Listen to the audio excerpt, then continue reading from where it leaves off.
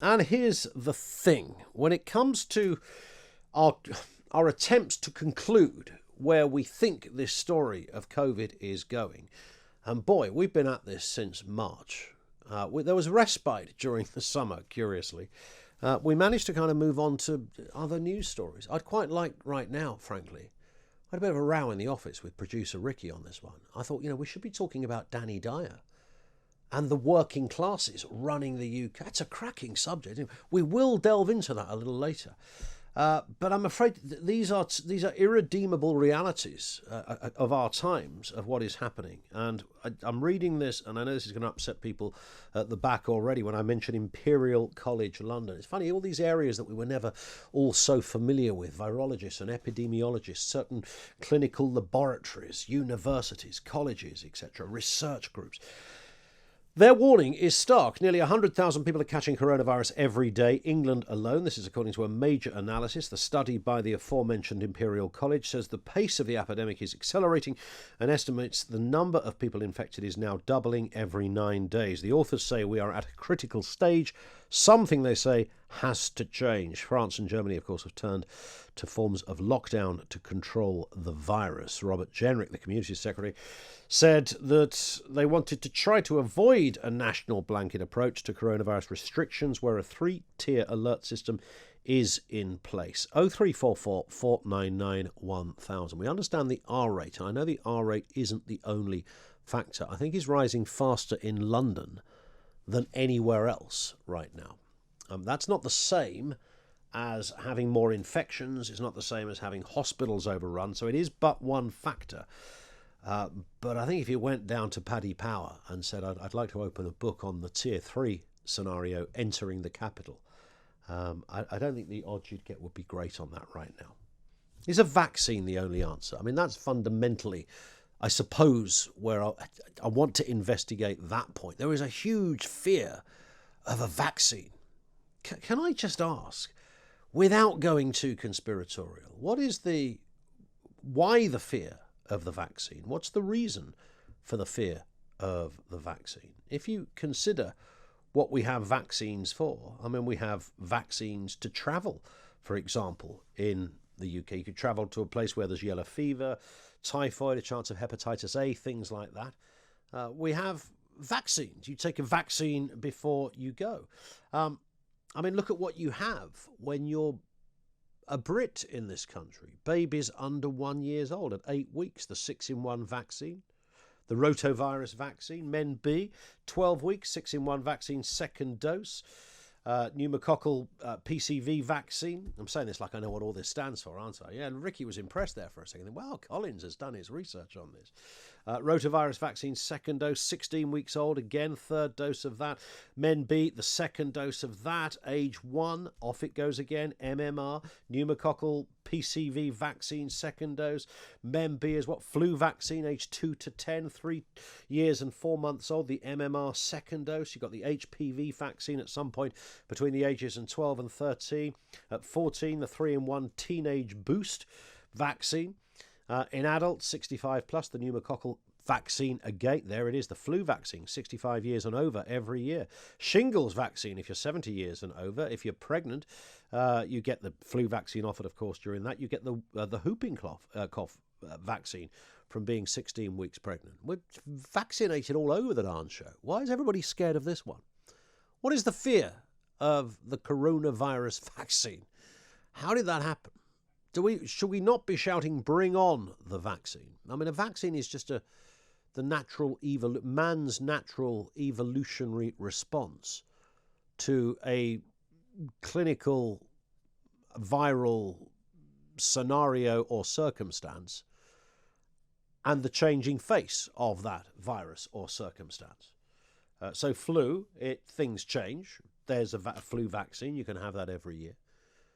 For some reason, the coronavirus vaccine is person non grata. I won't be taking no vaccine. What? Why? Isn't that the thing we've now got to hope for? Bring on the flipping vaccine. The only thing I would say, and I don't think you would necessarily disagree with this, we seem to have the world and his brother all fighting for a vaccine right now. Why are we scared of them? They are routine. 0344 499 1,000. I'm thinking of this because even in places like Sweden. Now, Sweden is often cited, of course, cited because of the slightly different way that they approach coronavirus. And as a result, there is a perception that Sweden kind of never really had a lockdown.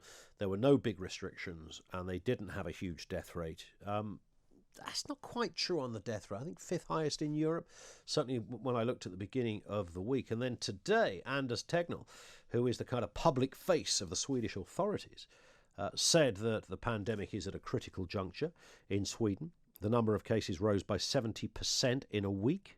This is according to the chief epidemiologist. He said, coronavirus response, it would be futile and immoral for a state to deliberately pursue herd immunity when a large number of the population have been infected, so that the disease struggles to spread. Unreal. But then I read today, in this country, 17 victims under the age of 40 in this sector. 17, 1-7, under the age of 40. And you look at the list of the virus versus all the other causes. I know, I get it, you don't catch brain cancer or lung cancer or something. It's not quite the same thing in that respect, but we are, if we're putting into context things that people died of in September, top of that list would be dementia, 4,500. You've got heart diseases, 4,000. Lung cancer, 2,300. Strokes, blood clots, 2,100. The list goes on. COVID-19, 690. Flu and pneumonia, 1,132. I'm not going to play the flu game, okay? It's interesting and it should be a factor. But I appreciate that they're not directly comparable, like us and Sweden or us and New Zealand are not directly comparable. Some of them are false equivalencies. But it is surely now, when we look at this, the only reasonable conclusion we could draw is that we need the vaccine because nothing else is working. And even if you are satisfied, and we talked about this yesterday, that if Boris Johnson announced today that 1,000 people in the UK have died with COVID-19, and you are satisfied while being respectful for those who've lost their lives, but you're satisfied that actually that's 1,000 that would have died anyway at some point, maybe in the next 10 days, 2 weeks. So dying of COVID is no more remarkable than dying of pneumonia. Even if you take that into account, we do know that hospitals will become busier. So we've got a problem with that. So it's about slowing the spread, not eradicating the virus, hence the reason for the lockdowns. And you can sort of see it a mile off, can't you? A lockdown coming our way, another lockdown coming our way in some form. All of the numbers are suggesting that. Sure. So now, is a vaccine the only solution? We can mess around with different ideas. And different countries have slightly different ways of dealing with things. But we know what happened in France yesterday. We know what's happening in Germany. These are, to all intents and purposes, it's not quite the same as their first lockdown, but it's a big old nod to it. It's pretty much the same thing. France essentially is in lockdown. You wouldn't want to go for a day out in Paris anytime soon. They are in, or will be from Friday, in lockdown. 0344 499 1000.